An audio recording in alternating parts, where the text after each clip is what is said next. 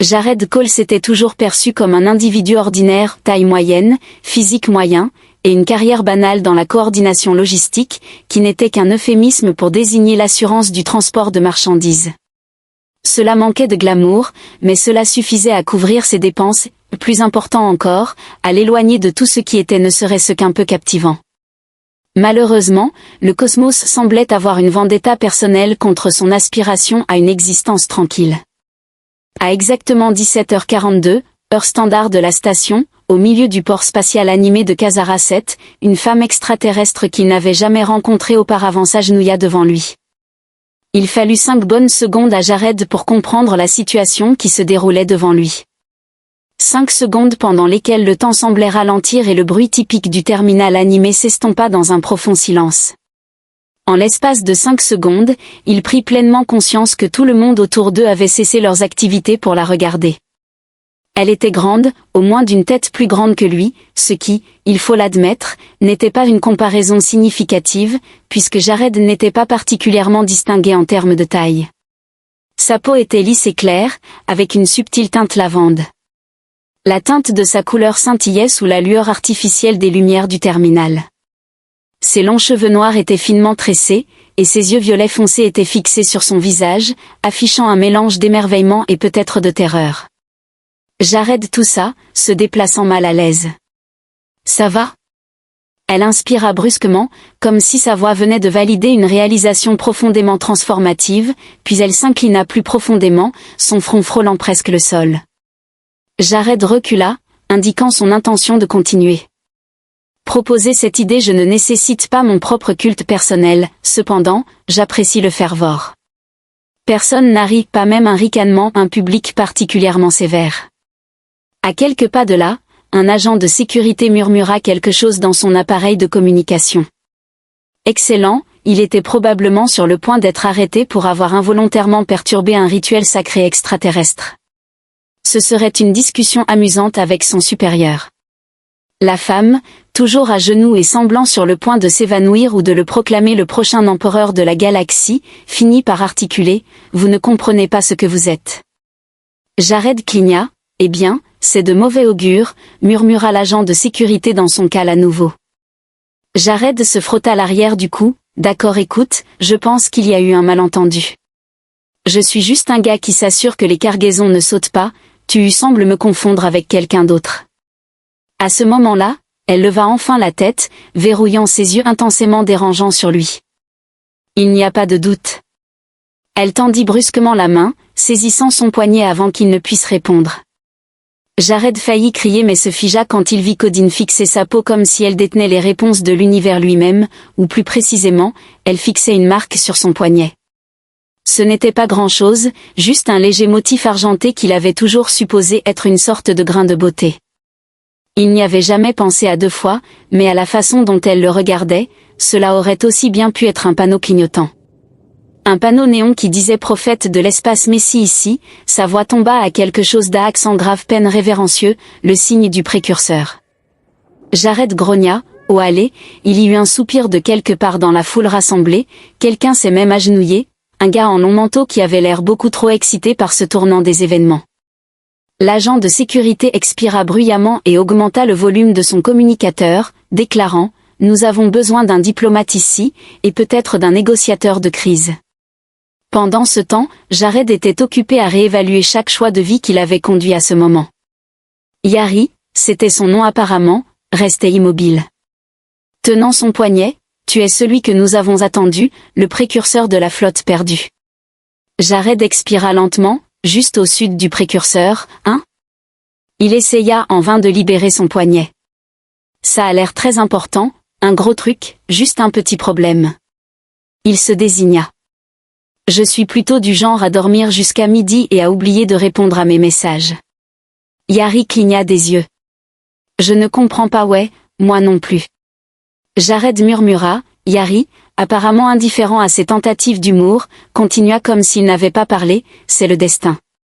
Jared émet un bruit étranglé. Bon, écoute, je ne fais pas le destin. Je fais un évitement calculé de la responsabilité, des philosophies très différentes, tu as été choisi. Encore une fois, par qui, car j'apprécierais grandement l'opportunité de converser avec eux. Jared leva la main libre. Oh bien sûr, pourquoi n'y ai-je pas pensé, les étoiles m'ont personnellement sélectionné, un officier logistique sous-payé qui a une fois mis le feu à ses propres chaussettes en essayant de réparer un synthétiseur alimentaire défectueux, ça a vraiment du sens. Yari ne rit pas. Jared soupira, bien sûr, aucun sens de l'humour, fantastique. L'agent de sécurité qui avait officiellement décidé que c'était au-dessus de son niveau de compétence se pencha à nouveau vers son commandement. Ouais, on va vraiment avoir besoin de ce diplomate. Jared, quant à lui, s'était résigné au fait que sa vie tranquille venait de s'effondrer d'une manière probablement complètement irréversible, car même s'il voulait ignorer tout ce bazar, il y avait un petit problème profondément préoccupant quelque part au fond de son esprit, quelque chose s'agitait, un murmure, un écho de quelque chose d'ancien et d'attendant. Et même si Jared n'avait aucune idée de ce qui se passait, aucune idée de pourquoi une femme extraterrestre au hasard venait de le déclarer comme l'annonciateur, il ne pouvait se défaire du sentiment que, d'une manière ou d'une autre, au fond de lui, il savait déjà. Jared était assis dans une pièce qui avait l'air officielle et qui sentait légèrement le désinfectant et la bureaucratie. Misère, les murs étaient d'une teinte stérile d'un blanc cassé, une couleur qui suggérait que les concepteurs de la station avaient fait tout leur possible pour que les gens se sentent aussi insignifiants que possible en face de lui. Yari était assise avec les mains soigneusement repliées, son expression sereine. Jared hésita, il est vrai que ce sont généralement des cargaisons, pas des flottes spatiales légendaires, mais quand même. Logistique, Yari les ignora. Le temps approche, la flotte a déjà commencé à s'agiter, si nous n'agissons pas, d'autres le feront. Foss se pencha en avant, son expression se durcissant. D'autres. Jared avait un pressentiment désagréable, il n'allait vraiment pas aimer la réponse. Yari hocha la tête, il y a. Ceux qui souhaitent conserver la flotte sont opposés par d'autres qui cherchent à s'en approprier pour eux-mêmes. Le précurseur est destiné à éviter la guerre à moins qu'il ne les réveille d'abord. Elle s'est arrêtée, mais Jared a compris l'implication distinctement. Foss se pinça l'arête du nez, s'exclamant qu'à présent, en plus de devoir faire face à une ancienne prophétie spatiale, nous avons également des adversaires potentiels cherchant à s'emparer d'une flotte légendaire. Jared leva la main, déclarant, en ce qui concerne le problème du héros non qualifié, sommes-nous certains qu'il ne s'agit pas d'une erreur administrative? Le regard de Jared resta impassible, il n'y avait pas d'erreur. Jared fit une grimace, s'affalant dans son fauteuil. C'est ce que je craignais, soupira BOS. Très bien. Voici ce qui va se passer. Cole, vous n'êtes pas autorisé à partir tant que nous n'avons pas clarifié la situation. Jared s'assit droit. Oh, allez, je n'ai rien fait. Un instant, je m'occupais de mes propres affaires, le moment suivant, j'ai une princesse de l'espace à genoux qui m'instruit de réveiller une flotte légendaire. Il désigna Yari du doigt. Pas d'offense, répondit-elle en inclinant à nouveau la tête. Aucune offense prise, Foss resta impassible. Vous représentez une menace potentielle pour la sécurité, jusqu'à ce que d'autres informations soient obtenues, vous resterez ici. Jared murmura doucement, exprimant son mépris d'être un péril pour la stabilité galactique. Yari, en attendant, se leva avec une élégance silencieuse qui intensifia le sentiment d'inadéquation de Jared, le faisant se sentir comme un individu non qualifié pris au piège dans une situation bien au-delà de sa compréhension. Nous ne devons pas procrastiner, le temps travaille déjà contre nous. Jared plissa les yeux, déclarant que vos remarques répétées aggravent sa pression artérielle. Yari a placé une main sur son cœur et a déclaré, je veillerai à ce que tu sois adéquatement préparé. Jared a indiqué son observation indique une remarque qui suscite une préoccupation significative pour moi. Foss a respiré, et pour ce que ça vaut, Cole est similaire. Jared grogna alors que sa tête heurtait la table, résigné à la réalité que sa vie ne reviendrait jamais à la normale. Il n'avait jamais aimé courir, car cela signifiait un événement catastrophique comme un incendie imprévu, un supérieur en colère, ou, dans ce cas, être poursuivi à travers une station spatiale par 2 guerriers extraterrestres lourdement armés. Alors qu'il haletait en traversant un couloir bondé, il réfléchit, c'est précisément ce genre d'absurdité que je cherchais à éviter. Un éclair de plasma passa en sifflant près de sa tête, frappant le mur avec un crépitement pétillant d'énergie. Jared s'exclama, c'était excessivement proche. Qui tire avec des armes à feu dans une station spatiale? Sûrement, vous êtes conscient qu'il y a une atmosphère présente ici, ce qui est crucial. Yari sprinta sans effort, ne montrant aucun signe de fatigue, et jeta un coup d'œil en arrière vers lui. Ses yeux violets sont calmes et insondables, ils n'ont pas l'intention de te faire du mal. Comme c'est remarquable. Jared halta, suggérant qu'ils essaient de m'incinérer doucement. Yari ne répondit pas, au lieu de cela, elle saisit brusquement le bras de Jared et l'entraîna dans un court tunnel de maintenance. Une fois à l'intérieur, elle activa un dispositif sur le mur, et la trappe se ferma derrière eux. Jared s'affaissa contre la cloison, haletant. Malgré sa réticence à cette position, il se retrouvait souvent sous le feu. Yari s'accroupit à côté de lui, dégageant une grande sérénité. « Tu es indispensable », remarqua-t-il. Jared exprima son mécontentement, déclarant qu'il préférerait être perçu comme précieux de manière non ciblée. Elle l'observa pendant une minute avant de répondre que cette option n'était pas disponible. Jared grogna une fois de plus, s'effondrant théâtralement contre le mur. Bien sûr, ce n'était pas le cas, une telle résolution serait trop facile. De l'extérieur du tunnel, le son étouffé des bottes sur le métal résonnait dans les couloirs alors que leurs poursuivants menaient une recherche. Jared exhala, se demandant, qui sont ces individus, et plus important encore, pourquoi ont-ils l'intention de me transformer en kebab humain? L'expression de Jar se renfrogna alors qu'il servait. Le monarque Jared fit une grimace, indiquant que le nom n'avait aucune signification pour lui. Yari hocha la tête, indiquant son anticipation de la révélation. Le souverain cherche à s'approprier la flotte perdue pour lui-même, appréhendant les conséquences si le héros atteint son objectif.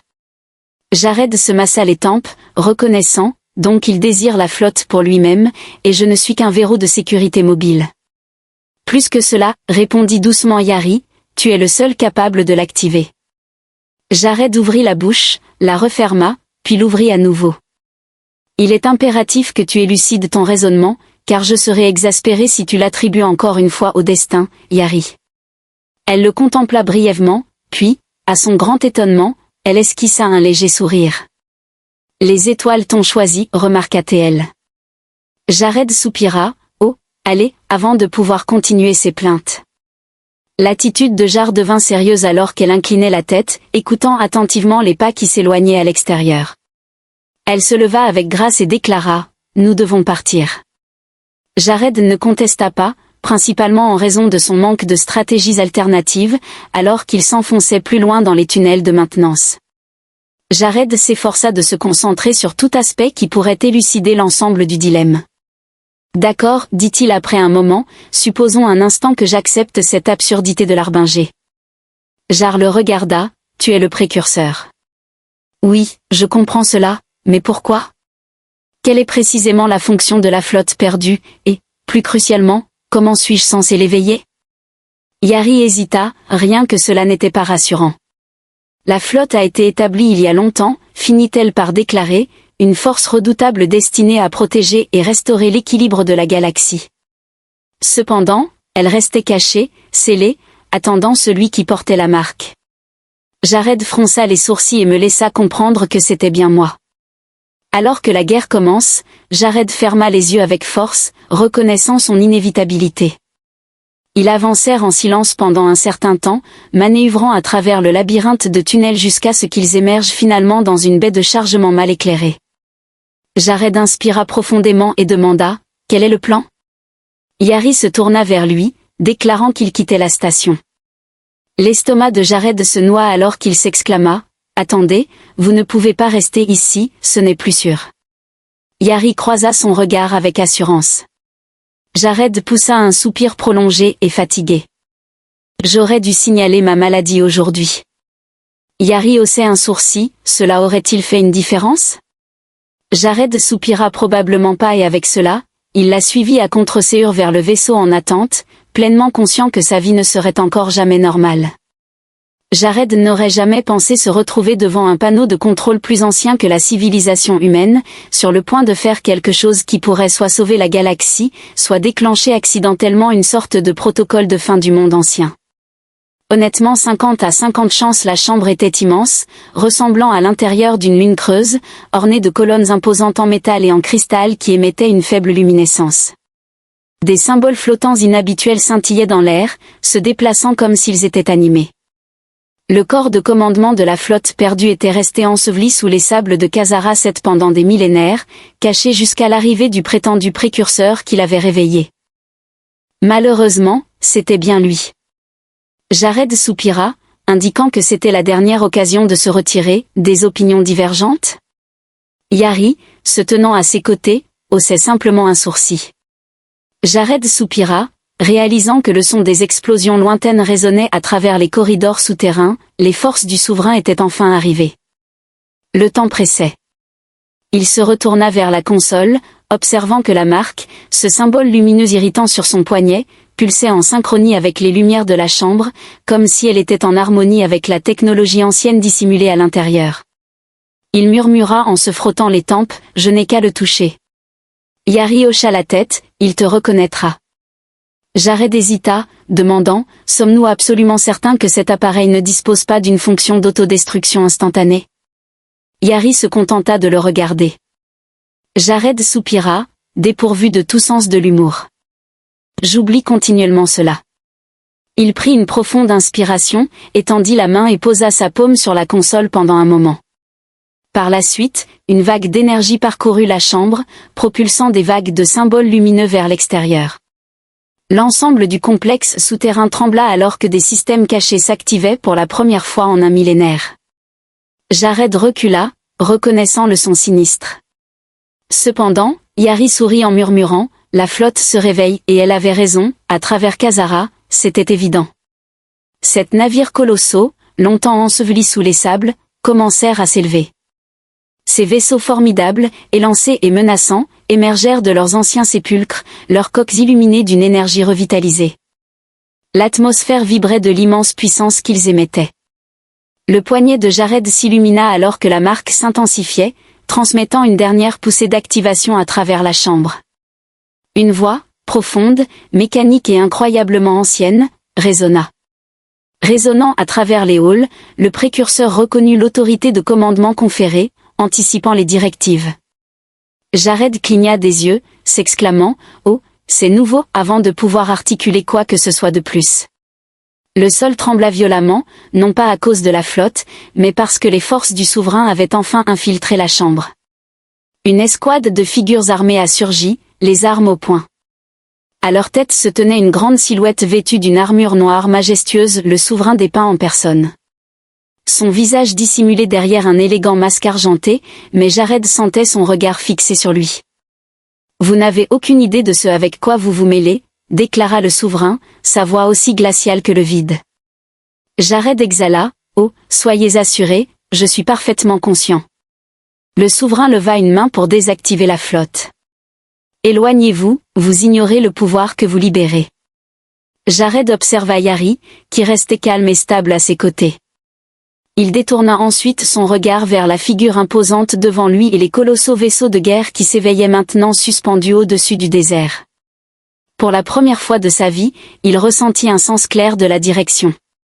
Jared se redressa et déclara, « En effet, je crois que je suis conscient. » Il détourna ensuite son attention vers la console et exécuta une commande.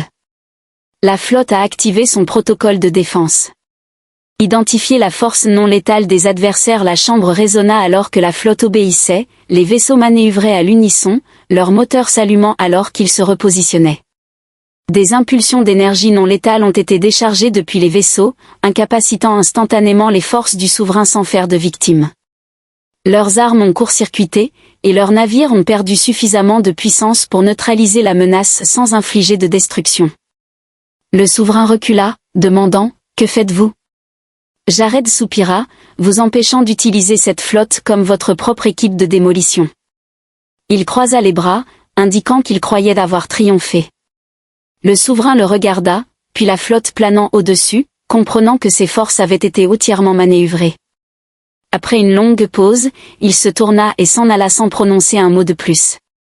Jared cligna des yeux, en remarquant, c'était étonnamment facile. Yari inclina la tête, en disant, il ne te confrontera plus, pas aujourd'hui. Jared expira lentement, sentant le poids de tout se déposer enfin, il avait en effet arrêté une guerre, remarquablement, avait survécu à l'épreuve. Yari s'approcha, le scrutant, tu n'es plus l'homme que tu étais autrefois. Jared émit un rire étouffé, reconnaissant la situation.